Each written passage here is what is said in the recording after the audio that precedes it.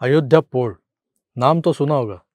होय, अयोध्या पोळ म्हणजे त्याच त्या बारीकशा ताई आहेत ज्यांना गफलतीत कुणीतरी एका कार्यक्रमाला बोलवून त्यांच्या तोंडाला काळं फासलं होतं. का फासलं होतं तर अयोध्या पोळताई या सातत्यानं शिंदे गटातल्या आमदारांवर, विशेषतः त्या संजय बांगर नावाच्या आगडबंब ध्यानावर आगपागड करत असतात. त्यामागे एकदा म्हणजे गणेशोत्सवात माननीय मुख्यमंत्री, तत्कालीन मुख्यमंत्री एकनाथ शिंदे यांच्या वर्षा निवासस्थानी दुपारी बरोबर आरतीच्या वेळेस पोहोचल्या आणि मग तिथे थेट गणपती बाप्पांची आरती करून प्रसाद घेऊनच त्या निघाल्या. आता त्यावेळेचा सीन काहीतरी वेगळाच होता म्हणे. पण अयोध्या पोळ या ट्विटर आणि फेसबुकच्या माध्यमातून शिल्लक सेनेचा ढासळलेला किल्ला नेटाने लढवत असतात. त्या दिवशी त्या कशाला गेलेल्या ते शेतकऱ्यांचा प्रश्न मांडण्यासाठी गेल्या होत्या असं सांगत होते. तर ज्या दिवशी अखंड शिवसेनेत फूट पडली आणि आमदार, खासदार, पदाधिकारी हे एकनाथ शिंदेंसोबत निघून गेले, तेव्हा अनेकांनी आपल्या राजकीय भवितव्याबाबत स्वतःशीच विचारमंथन केलं. काहींनी आपल्या मित्रपरिवाराचा सल्ला घेतला की आता मी काय करू? शिंदेंसोबत जाऊ की उद्धवजींच्या सेनेतच राहू? असं मंथन सगळीकडे सुरू होतं. तेव्हा एक मोठा नवशिवसैनिकांचा गट असाही होता जो लाभापोटी सेनेशी जोडला गेलेला होता. त्यांनी उद्धव ठाकरेंसोबत राहणं पसंत केलं. त्यात या अयोध्या पोळताई सुद्धा होत्या.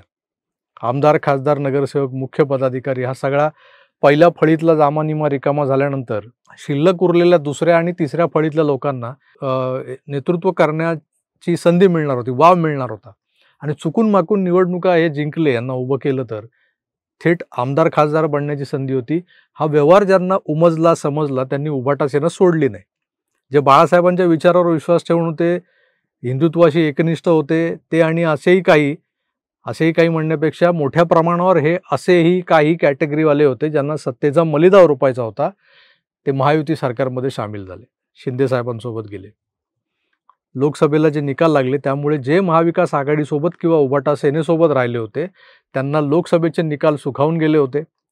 कधी एकदा विधानसभा निवडणुका जाहीर होत आहेत याचीच ते वाट पाहत होते. या निवडणुका जाहीर होईपर्यंत यांनी मनातल्या मनात आमदारकीचे मांडे खायला सुरुवात देखील केली होती. या पदाधिकाऱ्यांना किंवा कार्यकर्त्यांना यापूर्वी कधी न दिसणारे उद्धवजी जेव्हा समोर दिसायचे आणि एखादा कटाक्ष टाकायचे यांच्याकडे, तेव्हा मागे बॅकग्राऊंडला गाणं वाजायचं. मित्रो, हे सगळे लग्नाळू, त्यात नौखे, त्यात ते संघटनेच्या एकदम बाहेरच्या वर्तुळातले. त्यांना आज संघटनेत कसले कसले व्यवहार चालतात हे काय माहीत असणार म्हणा. माजी मुख्यमंत्री नारायण राणे इतकी वर्ष जो आरोप सातत्यानं करत होते, तो आरोप म्हणजे शिवसेनेत तिकीट वाटप हे पैसे मोजल्यानंतरच होतं, पैसे घेऊनच तिकीट दिलं जातं, तो आरोप. ते बिचारे आता आपल्याला संधी मिळणारे अपेक्षित होते हे सगळे नवीन. अगदी आपल्या या पोळताई सुद्धा त्याच लाईनीत उभ्या होत्या. पण कसं आहे ना, अयोध्या पोळ म्हणजे नवशिवसैनिकांचा उत्तम नमुना आहेत. त्यांना ट्विटर कसं गाजवायचं, त्यासाठी कोणती आयुधं वापरायची, कशा पद्धतीच्या पोस्ट टाकायच्या, कसली ट्विट्स करायची हे चांगलंच ठाऊक आहे. कधी हातात 4-5 पेन ड्राईव्ह पकडायचे आणि ते आपल्या नाजूक हातांचा फोटो ट्विट करून काय लिहायचं हे त्यांना चांगलंच ठाऊक आहे. पेन ड्राईव्ह म्हटले की आंबट शौकीनांची रांगच लागते. आम्हाला पण द्या की तो व्हिडिओ. अरे बाबांनो, ते स्टेशनरीच्या दुकानातून विकत आणलेले रिकामे पेन ड्राईव्ह असतील किंवा रिकामे पेन ड्राईव्ह होते, त्यात काहीही नव्हतं. आणि हे सगळं मराठवाड्यातल्या ताईंच्या एका आवडत्या आमदाराला नडण्यासाठी चालवलेलं नाटक होतं. हे नंतर उघड झालंच म्हणा. पण तोवर त्या लाल म्हणजे लाल पेन ड्राईव्हमध्ये नेमकं काय होतं, नेमके कोणते व्हिडिओज आहेत, संभाजीनगरमधले आहेत की मुंबईच्या आरे कॉलनीतल्या कुठल्या सरकारी गेस्ट हाऊसमधले आहेत, रशियन, काही खबर नव्हती. सारेच संभ्रमात होते. पण मधल्यामध्ये सोशल मीडियाचं अटेन्शन आणि फुटेज खाऊन गेल्या त्या अयोध्या पोळताई. अयोध्या पोळताई यांनाही आमदार झाल्यासारखं वाटतंय, किंबहुना आमदार झाल्यानंतर नेमकं कसं गारेगार वाटतंय याचा फील घ्यायचा होता. त्यासाठी त्यांनी व्यवस्थित गृहपाठ केला होता. आपण मराठवाड्यातल्या कुठल्याच्या खेड्यातून, म्हणजे गावफाळा, तालुका पालम, जिल्हा परभणी, जगात जर्मनी आणि महाराष्ट्रात परभणी मधून आलोय, पण आपल्याला या पक्षाची, या संघटनेची कार्यपद्धती व्यवस्थित माहिती आहे हे त्यांनी आपल्या एका वर्तनातून दाखवून दिलं. नव्हे नाही, किंबहुना मी तर म्हणेन आपल्या एका ट्विटमधून दाखवून दिलं त्यांनी की जे लोक दुसऱ्यांवर खोके 72, खचास खोके 50 सारखे आरोप करतात, त्या उभाटा सेनेत तिकीट वाटपासाठी खोकेच लागतात. खोके घेतल्याशिवाय निवडणुकीचं तिकीट दिलं जात नाही. तुम्ही म्हणाल, अहो आता तुमचा पक्ष रिकामा झालाय, जे शिल्लक राहिले त्यातल्या गुणवंतांना किमान त्यांच्या मेरिटवर तरी तिकीट द्या, जे आशेने तुमच्याकडे थांबलेत त्यांना प्राधान्य द्या. तुमचं ऐकतील ते उभाटा कसले? नाही, नाही सुधरेंगे. शिवसेनेची पार शिल्लक सेना झाली तरी यांचे खोक्यांचे व्यवहार काही बंद होत नाहीत. म्हणजे जे लोक सोडून जाताना असे आरोप पक्ष नेतृत्वावर करून गेलेत की इथं पैसे घेऊन तिकीट वाटप केलं जातं, ते आरोप काही खोटे नव्हते ना. तर विषय असा आहे की अयोध्या पोळ यांनाही गंगाखेड विधानसभा मतदारसंघातून निवडणूक लढवायची होती आणि त्या तिकिटासाठी अयोध्याताईंनी चक्क 10 कोटी रुपये नगद तयार ठेवले होते.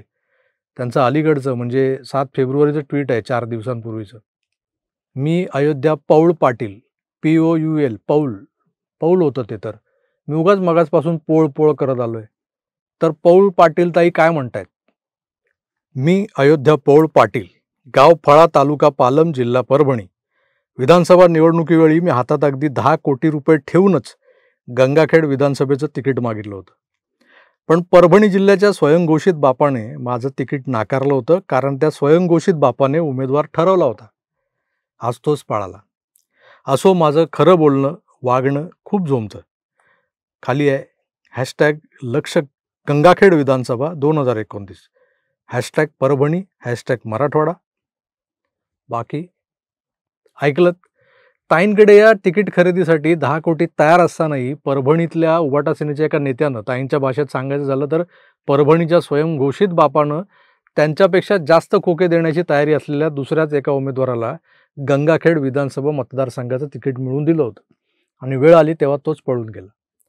ताईंच्या बाबतीत हिरमोड होण्याचा प्रसंग घडला, पण त्यांच्या या परखड बोलण्याच्या सवयीनं त्यांनी त्यांच्याच संघटनेत त्यांचेच सोकॉल्ड कुटुंब प्रमुख आपल्या बंगल्याची तळघरं भरण्यासाठी खोकेच मागवतात हे मात्र उघडं पाडलं. नारायण राणेंपासून रामदास कदमांपर्यंत अनेकांनी जो आरोप सातत्याने केला आहे त्याचा सज्जड पुरावाच आपल्या ट्विटमधून पौळताईंनी जगासमोर ठेवलेला आहे. स्वतःला ट्विटरवरच्या बुलंद तोप समजणाऱ्या बोलभांड पौळताईंचं एकदा मुस्काट रंगवलं गेलंय काळी शाई लावून, तर एकदा ते सुजवलं गेलंय त्या यामिनी जाधवांच्या मतदारसंघात, आणि आता तर ट्विटरवर टिवटिवगिरी करता करता त्या मुस्काटावर तोंडावर पडल्यात. असो, पण त्यामुळे सत्य बाहेर आले हेही नसे थोडके. पौळताईंनाही 10 करोड रुपये द्यावे लागणार होते, जे तुर्तास वाचलेत. पण 2029ला याच्यात दुप्पट जाणार आहेत, कारण पौळताईंनी त्याच ट्विटमध्ये खाली लिहून ठेवले, लक्ष गंगाखेड विधानसभा 2029. म्हणजे 2029ला बांबू लागणारच आहे, जो आता टळलाय. आता बांबू टळलाय, पुढे लागणार आहे 29ला. त्यामुळे मी तुर्तास इथेच थांबतो. पुन्हा भेटूच. तोवर आपली काळजी घ्या आणि पाहत राहा आपलं आवडतं यूट्यूब चॅनल आकार DG9. धन्यवाद. नमस्कार.